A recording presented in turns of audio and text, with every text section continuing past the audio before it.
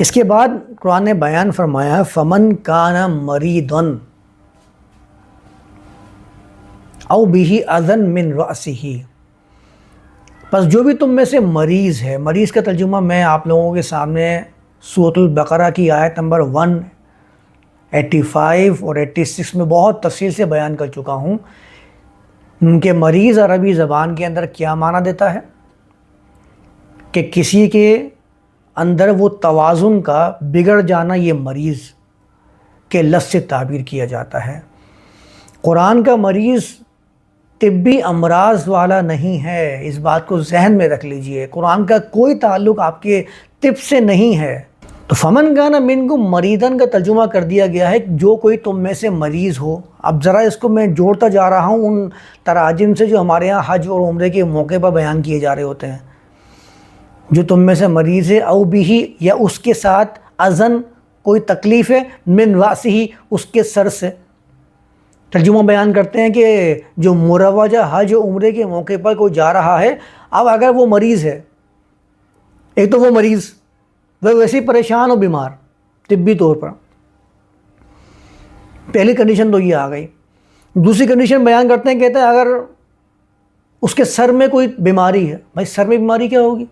روایت میں لکھا ہوا ہے کہ میرے سر میں جوئیں ہیں۔ اللہ کے رسول سے پوچھا ایک صحابی نے، میرے سر میں جوئیں ہو گئی ہیں، اب میں کیا کروں؟ فرمایا کہ سر کو منڈواؤ اور جا کے ایک قربانی کرو۔ یہ بخاری اور مسلم کی روایت بیان کر رہا ہوں آپ کے سامنے، سب جھوٹی روایات ہیں، اسی سے یہ ان آیات ترجمہ کیا گیا ہے۔ ایک تو بندہ ویسی پریشان مریض، اوپر سے اس کے سر میں کوئی تکلیف، سر میں ہی تکلیف ہونا کیا مسئلہ ہے بھائی؟ یعنی بالکل یہ ایسا ترجمہ کیا جاتا ہے جو حقیقت کی روشنی میں اپنا نتیجہ لانے میں ناکام رہ رہا ہے اور کامیاب نہیں ہو سکتا۔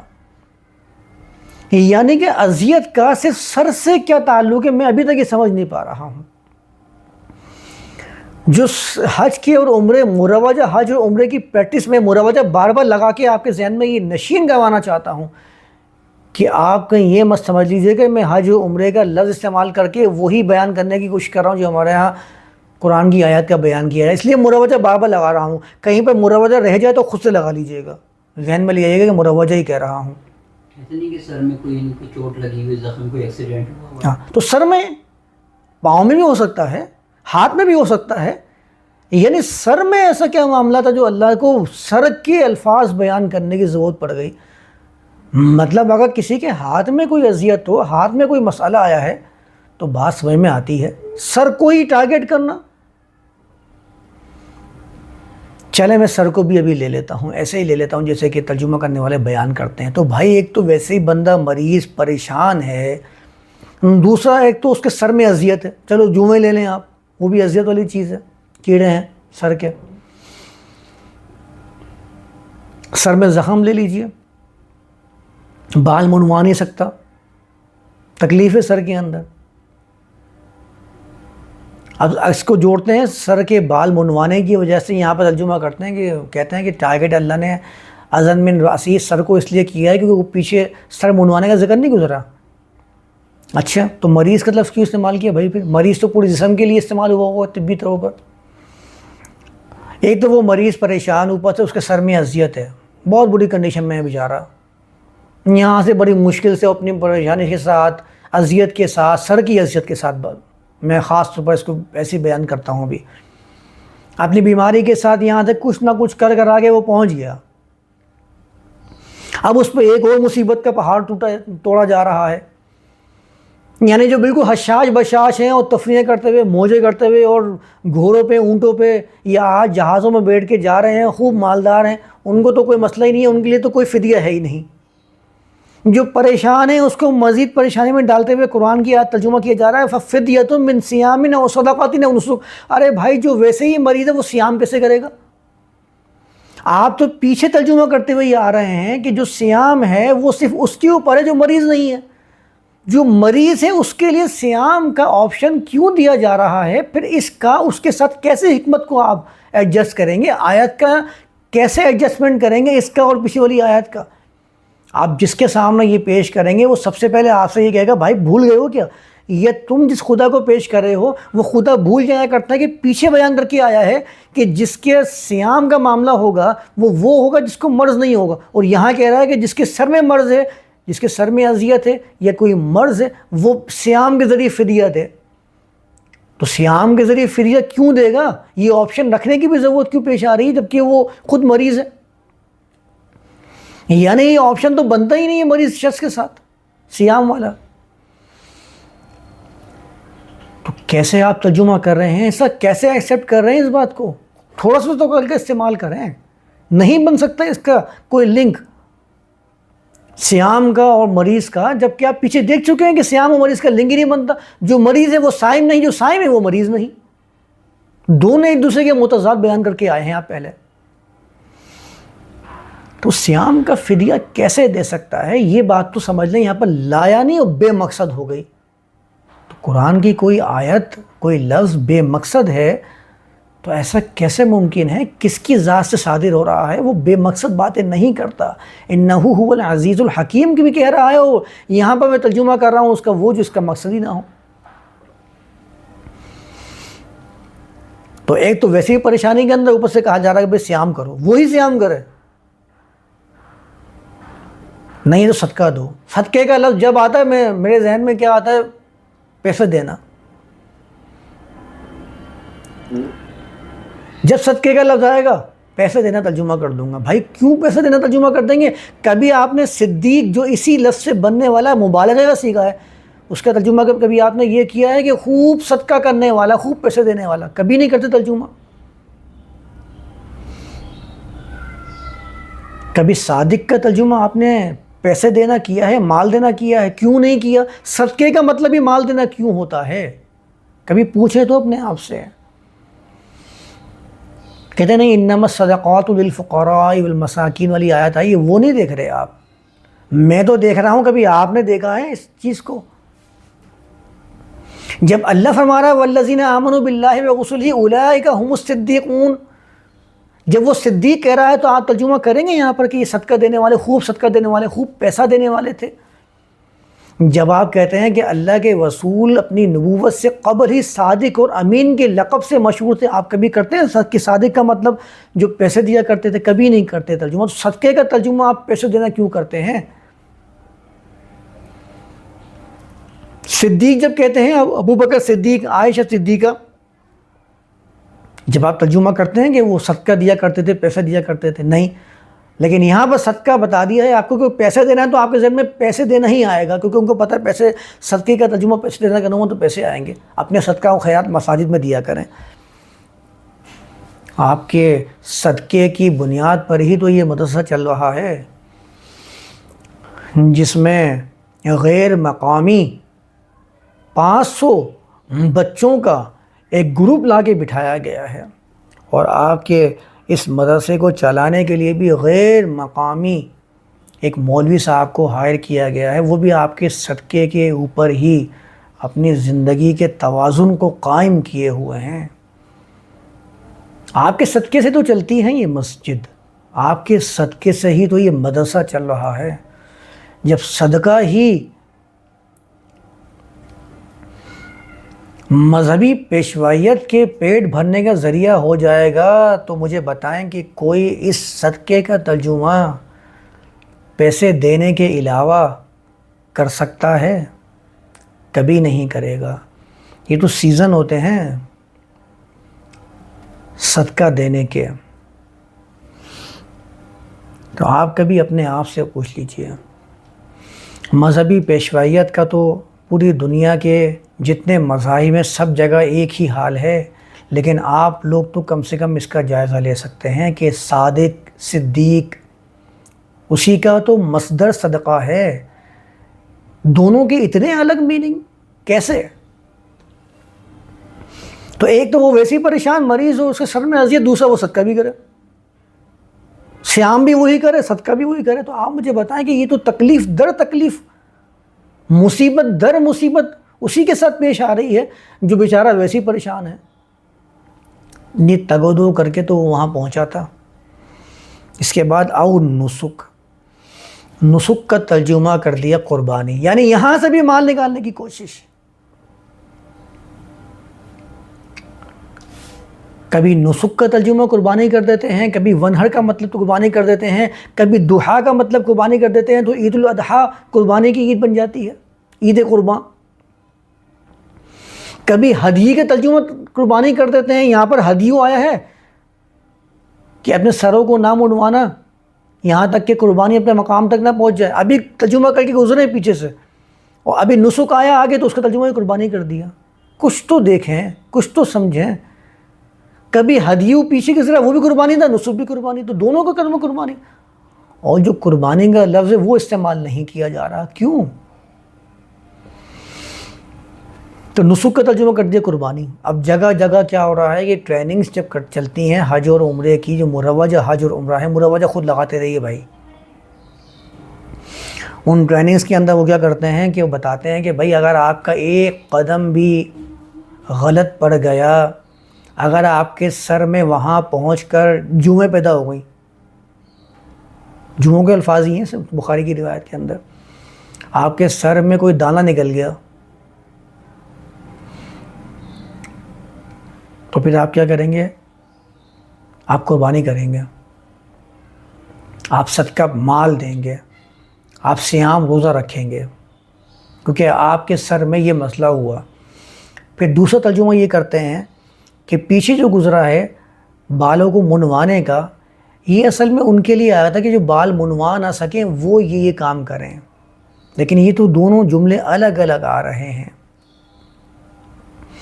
وہاں تو حکم دیا جا رہا تھا، امپیریٹو سینٹینس تھا، یہاں پر تو شرطیہ جملہ بیان کیا جا رہا ہے جس کا تعلق حج اور عمرے سے جوڑا جا رہا ہے۔ تو ایک تو ویسے مصیبت کے اندر اوپر سے اس کو مصیبت در مصیبت کے اندر ڈالنے کے لیے یہ ترجمے اتنے غلط کیے گئے ہیں، جو ترجمہ کر رہے ہیں ان کو خود بھی معلوم نہیں ترجمہ کیا کیا ہے میں نے، یہ الگ مصیبت کہ بھائی ترجمہ تو کر دیا ہے، ترجمے کے طرح مفہوم تو سمجھا دیں، مطلب تو سمجھا دیں، ترجمہ ہے کیا؟ ہمارے تو سمجھ سے باہر ہے ترجمہ کیا ہے، جو ترجمہ آپ نے کیا آپ کو سمجھ میں آ گیا، یہ الگ مصیبت۔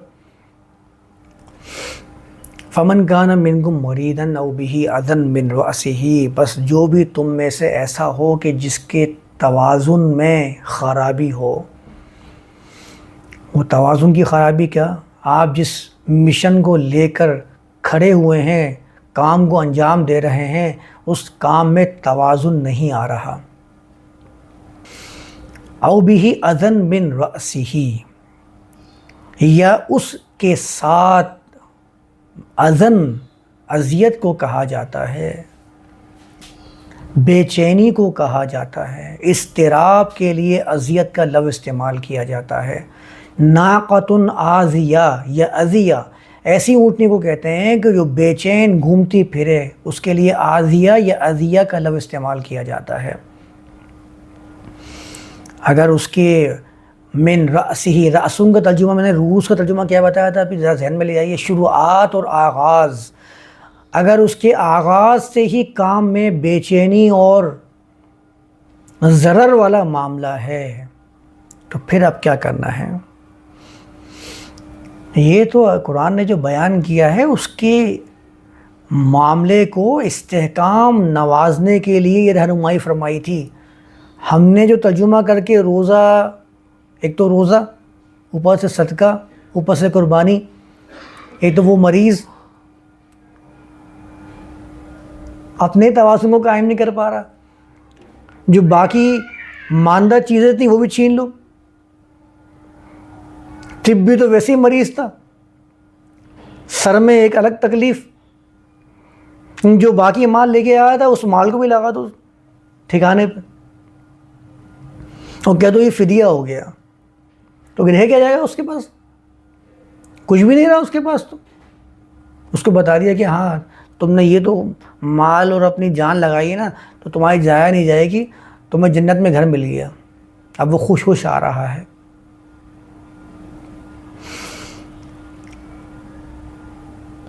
فمن کان منکم مریضا او بہ اذی من رأسہ، ترجمہ دوبارہ سن لیجئے، پس جس کے اندر توازن نہیں، جس کے کام بگڑنے کا اندیشہ ہے، او ابھی یا اس کے ساتھ اذن اذیت ہے، بے چینی ہے، ضرر ہے، تکلیف ہے، من رأسہ کام میں کوئی رکاوٹ ہے، بے چینی ہے، کب سے؟ اس کے شروعات سے، اس کے آغاز سے ہی یہ معاملات اس کے ساتھ لگے ہوئے ہیں۔ فَفِدْيَةٌ مِّن صِيَامٍ أَوْ صَدَقَةٍ أَوْ نُسُكٍ۔ فدیہ عربی زبان کے اندر کسی کام کی راہ میں حائل رکاوٹ کو کسی ذریعے سے دور کرنے کو کہا جاتا ہے۔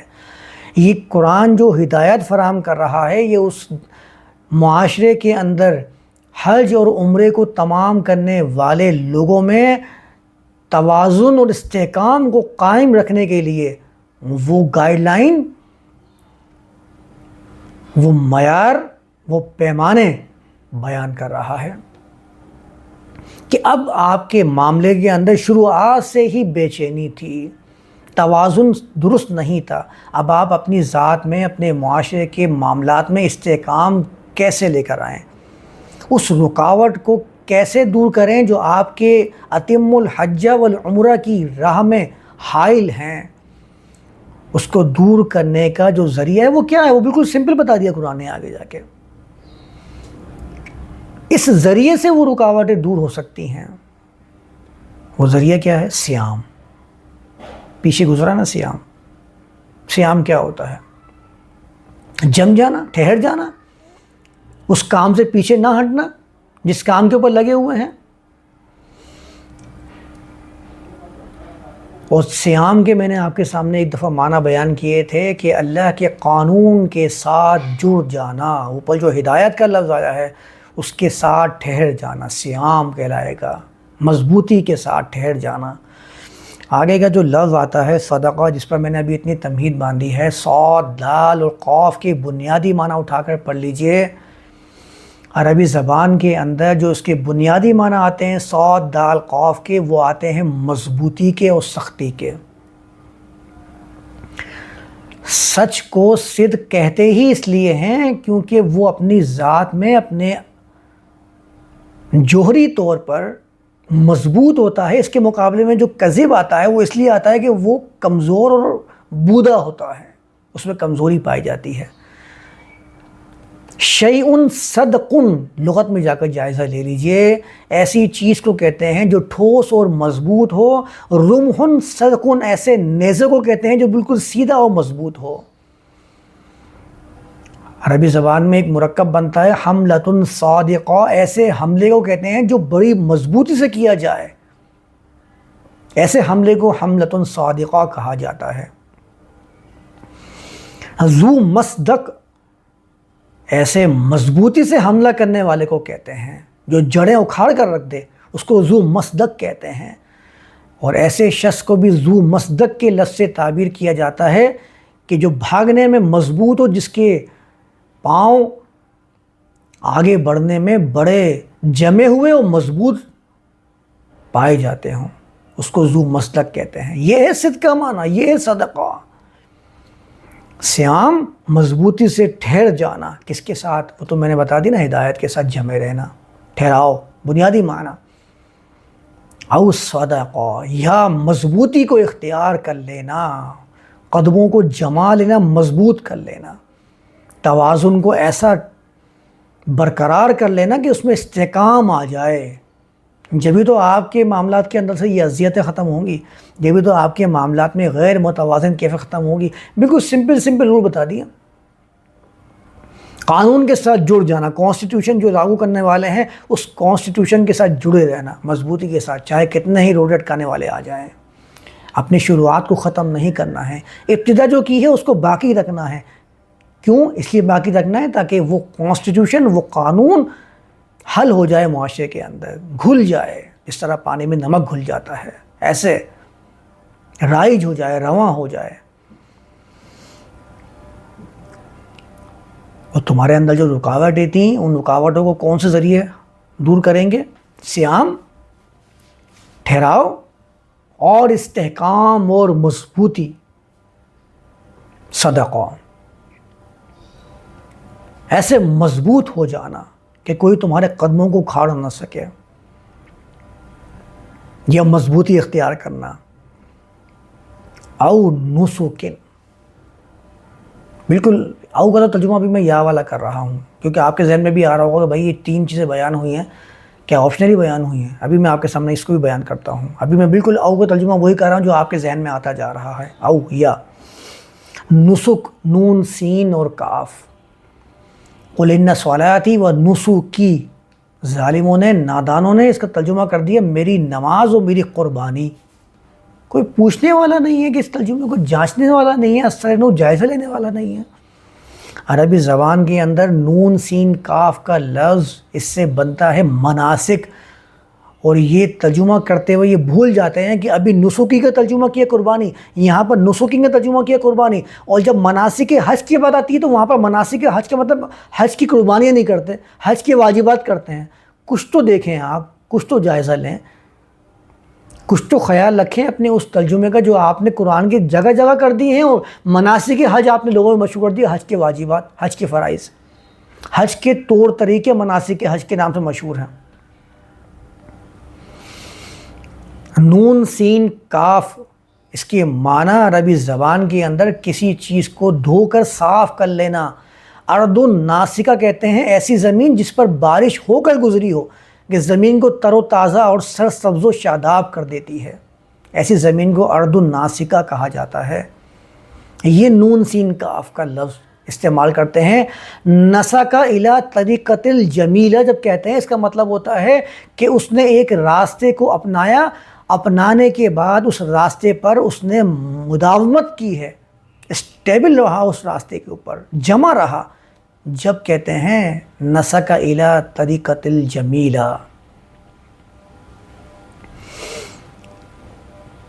اس کے لیے استعمال ہوتا ہے۔ مناسک ایسے راستوں کو کہتے ہیں عربی زبان میں کہ جن پر لوگ جانے کے عادی ہوں، جاتے رہتے ہوں، مداومت اختیار کر رکھی ہے ان راستوں کے اوپر۔ جبھی مناسک حج طریقوں کو کہتے ہیں۔ طریق کسے کہتے ہیں عربی زبان میں؟ راستے کو، طریقہ، راستہ۔ یہ ہے نسک، مداومت اختیار کرنا، جس کو اختیار کر لیا ہے اس پر مداومت کرو۔ اب دیکھ لیجئے، اور یہاں پر جو او آیا نا، جو میں آپ سے کہتا کہ آپ کے ذہن میں اشکال آئے گا کہ او یعنی یہاں پر چوائس دی جا رہی ہے، نہیں بھائی، عربی زبان میں او کا مطلب یا کب ہوتا ہے؟ ہمیشہ۔ عربی زبان جاننے والے ان کو معلوم ہے کہ او کا مطلب واو بھی ہوتا ہے اور بھی ہوتا ہے، جو 2 چیزوں کو ایک ساتھ بیان کرنے کے لیے بھی آتا ہے، استعمال ہوتا ہے۔ فَقُولَا لَهُ قَوْلًا لَيِّنًا، یہ واقعہ بیان ہوا ہے موسیٰ رسول اللہ اور ان کے ساتھ ان کے اخی کا، ہارون کا، کہا کہ جاؤ فرعون کے پاس، فَقُولَا لَهُ قَوْلًا لَيِّنًا، اور جا کے فرعون کے دربار میں فرعون کو نرم قول وہ بیان کر دو، لَعَلَّهُ يَتَذَكَّرُ أَوْ يَخْشَى، شاید کہ وہ نصیحت حاصل کرے یا ڈرے۔ نہیں، سب نے ترجمہ کیا شاید کہ وہ نصیحت حاصل کرے اور ڈرنا شروع کر دے۔ او کا ترجمہ کیا کیا؟ اور۔ آپ پڑھ لیجیے ترجمہ جا کے، وَلَا يُبْدِينَ زِينَتَهُنَّ، یہ آیت تو بڑی مشہور ہے نا سورۃ النور کی، عورتوں کے پردے کے بارے میں استعمال کی جاتی ہے۔ بالکل ویسے ہی ترجمہ لے رہا ہوں ابھی جسے ترجمہ کیا جاتا ہے، اور اپنی زینت کو ظاہر نہ کرو، إِلَّا لِبُعُولَتِهِنَّ، مگر اپنے شوہروں کے لیے، او آبائہن، یا اپنے باپوں کے لیے۔ نہیں، سب نے ترجمہ کیا کہ اور اپنے باپوں کے لیے، او آبائی بعولتہن، یا اپنے شوہروں کے باپوں کے لیے، نہیں، اور اپنے شوہروں کے باپوں کے لیے۔ پڑھ لیجیے ترجمہ جا کے، یہ 2 مثالیں کافی ہیں سمجھنے کے لیے کہ او کا ترجمہ عربی زبان میں واو والا بھی ہوتا ہے اور والا بھی ہوتا ہے، ہمیشہ اس میں چوائس والی بات نہیں ہوتی ہے۔ اب رکھ لیجئے ترجمہ واو کا کر کے، اس کے اندر خود سمجھ میں آ جائے گا استحکام کیسے نصیب ہوگا، توازن بگڑا ہوا کیسے درست ہوگا، جن کے کاموں میں، جن کے معاشرے کی اصلاح میں، جن کے اتم الحج والعمرہ میں شروعات سے ہی بے چینی پائی جاتی تھی، ان کے معاملے میں استحکام کیسے پیدا ہوگا۔ وہ رکاوٹیں ففدیتن، وہ رکاوٹ دور کس ذریعے سے ہوگی؟ وہ رکاوٹ دور ہوگی ٹھہراؤ کے ساتھ، صیام کے ساتھ۔ وہ رکاوٹ دور ہوگی مضبوطی کو حاصل کر لینے سے، صدقہ، جس پر جمے ہوئے تھے اس پر جمے رہیں۔ اور تیسرا ہے نسک، مضبوطی کے ساتھ اس پر آپ کا جم جانا، مداومت، اس طرح سے آپ کے معاشرے کو قائم کرنے میں جو رکاوٹیں حائل تھیں وہ رکاوٹیں دور ہو جائیں گی۔ کتنا سمپل اصول بیان کیا ہے یہاں پر، میں نے اس کو پتہ نہیں کس جگہ لے جا کے بیان کرنا شروع کر دیا ہے۔